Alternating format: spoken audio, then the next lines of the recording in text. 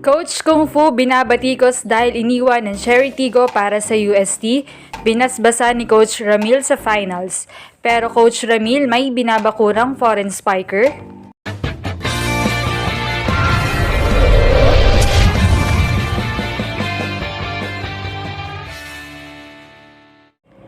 Bagaman nasa finals na ulit ang UST after 5 years, ay humaharap pa rin ngayon si head coach Kung Fu Reyes sa mga kritisismo matapos daw nitong mas i-prioritize ang UST kaysa sa kanyang PBL team na Cherry Tigo.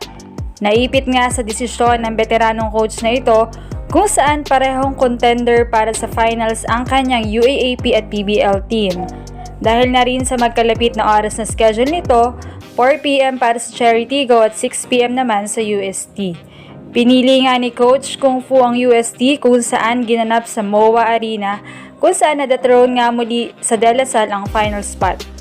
Samantala, ang kanyang tungkulin naman sa Cherry Tigo ay iniatang niya kay Assistant Coach Aaron Velez kung saan bigong naipanalo ang laban kontra Creamline Cool Smashers. Gayunpaman, ang kanyang pagpili sa UST over Cherry Tigo ay may pahintulot o agreement sa management ng crossovers.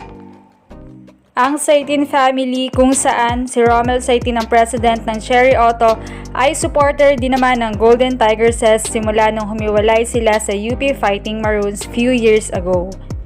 May ilang mga komento sa social media na dapat sa susunod hindi natanggapin ni Coach Kung Fu ang dalawang roles bilang parehong head coach sa dalawang team upang maiwasan ang mga ganitong sitwasyon. Ilan pa sa mga komento, worth it yung pag-sacrifice ni Coach Kung Fu sa Cherry today, congrats UST. Ewan ko, questionable si Coach Kung Fu sa mga decision making niya sa Cherry Tigo but you can't deny ibang-iba siya sa UST. Parang unfair lang din kasi bubuo si Cherry ng malakas na team tapos maiiwan lang sa dulo ng coach kasi may ibang team na hinahawakan. Siguro dapat ibawal na yung mga double duty. Sa basketball nga kapag coach ka na ng PBA, bawal ka na mag-coach sa UAAP at NCAA.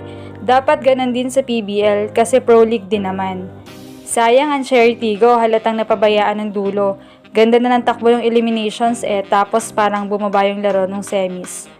Samantala ay gracious in defeat naman si Coach Ramil matapos ngang manalo muli sa kanya si Coach Kung Fu. Ayon kay Coach Kung Fu, yung kanina na nag-shake hands kami, mararamdaman mo yung sincerity ng pagbati niya sa akin. Nagbigay ng good luck sa finals. Parang binigyan kami ng blessing na parang kunin mo na yung kampyonato. Sila na yung mga nilulook up namin. Again, naglalaro pa ako dyan sa USC si Coach Ramil na to. So, ang pakiramdam lang nito sa volleyball community, parang tito ko na siya or parang tatay ko na siya. Masarap lang din yung feeling na alam mo na very humble si Coach Ramil. The way siya i-treat yung mga juniors niya or mga junior coaches niya. Ang gesture daw na iyon ni Coach Ramil ay magsisilbing isa sa mga inspirasyon niya para sa magandang resulta sa finals. Samantala ay balitang recruitment naman tayo. Kumakalat ngayon sa social media ang larawan ni Coach Ramil De Jesus kasama si Serbian professional volleyball player Dejana Boskovic. Ayon sa mga nagkomento ay new lady spiker daw ito for season 87 at opposite hitter pa raw ito.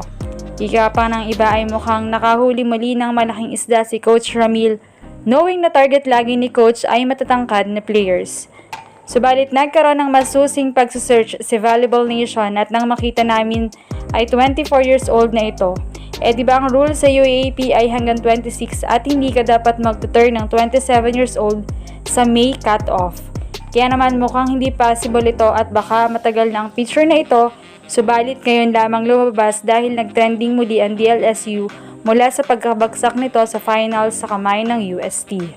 Ano masasabi niyo rito? Leave a comment below.